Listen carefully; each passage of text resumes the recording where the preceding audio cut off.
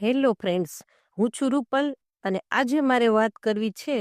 શું તમે એવી કોઈ નવલકથા વાંચી છે જે ભારતમાં ધર્મના નામે ચાલતા તૂથ, એક યુવકની કારકિર્દીની પસંદગીની મૂંઝવણી તથા શ્રદ્ધા અને અંધશ્રદ્ધા વચ્ચેની પાતળી ભેદરેખાના તાણાવાણાથી ગૂંથાયેલી હોય અને તમને એમ કહેવામાં આવે કે આવા બોલ્ડ વિષય પર ઈસવીસન 1968માં નવલકથા લખાયેલી હતી અને એ નવલકથા એટલે અમીર અલી ઠગના પીળા રૂમાલની ગાંઠ અને તેના લેખક છે હરકિશન મહેતા. 1968માં 102 પ્રકરણમાં અને 3 ભાગમાં લખાયેલી અમીર અલી ઠગના આ પીળા રૂમાલની ગાંઠ આજે 5 દાયકા પર આટલી બધી લોકપ્રિય છે. તેની નવાઈ નથી લાગતી. તેનું લોકપ્રિય બનવાના 2 કારણો છે, તેનું વિષય વસ્તુ અને બીજી તેની રજૂઆત. લેખક હરકિશન મહેતા તેની પ્રસ્તાવનામાં સ્વીકાર કરે છે કે કર્નલ ફિલિપ મેડોઝ ડેલો રચિત કન્ટ્રેક્શન્સ ઓફ ઠગ પુસ્તક આવ્યું તેના પરથી આ નવલકથા તેને લખી છે. આ માત્ર જીવન કથા કે ઇતિહાસ ઘટના નથી, પણ સત્ય ઘટનાને આધારે કલ્પનાના રંગે રંગાયેલી કથા છે.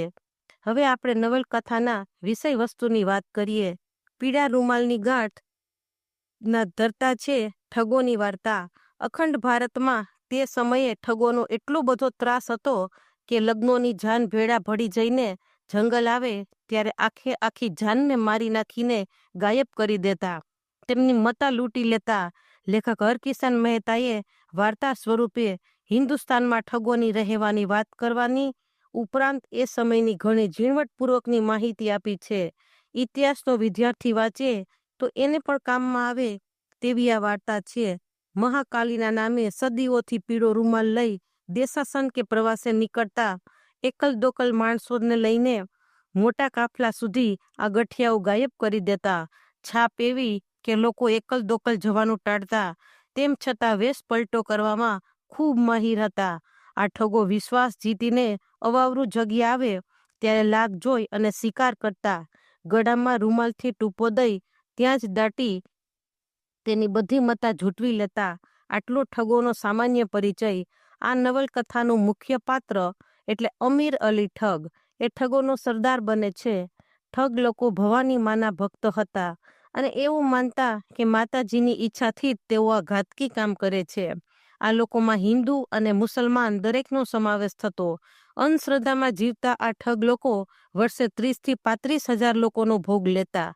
ઠગ લોકો પોતાના કામમાં એટલા બધા ઉત્સાહ હતા કે એમના આ ઘાતકીપણાની ગંધ કોઈને પણ આવવા દેતા નહીં.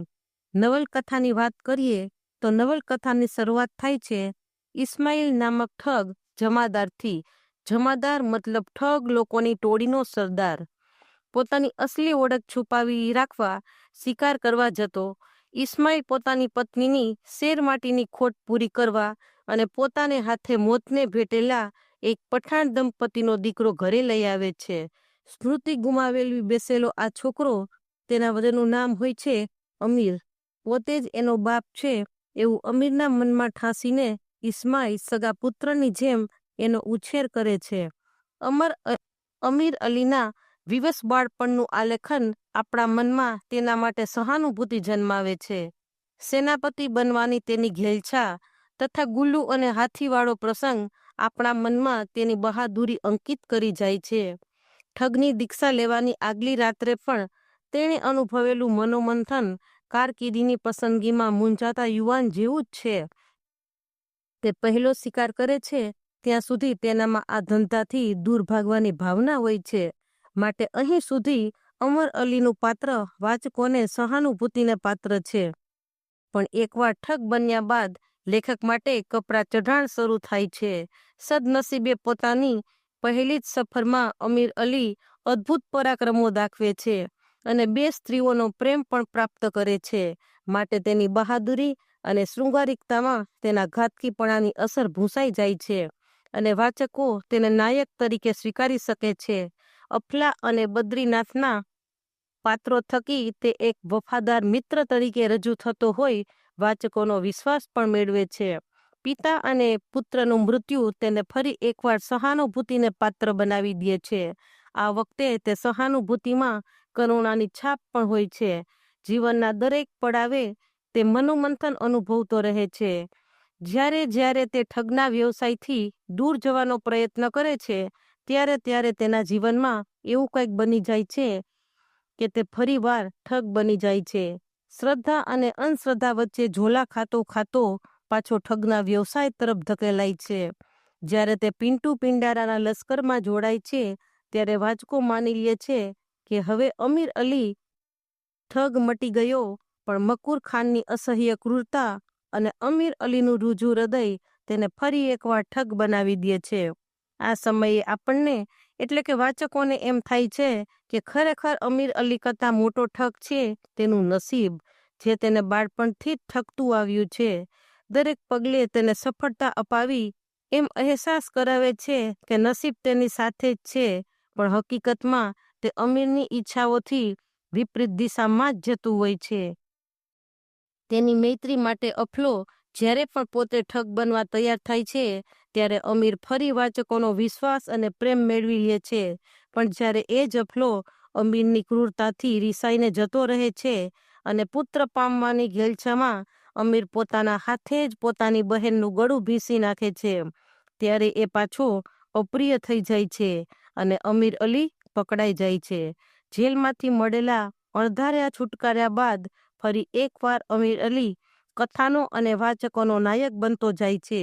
એ વખતે અમીર અને સ્લીમન વચ્ચેની ઉંદર બિલાડીની રમત પણ વાચકોનો રસ જાળવી રાખે છે.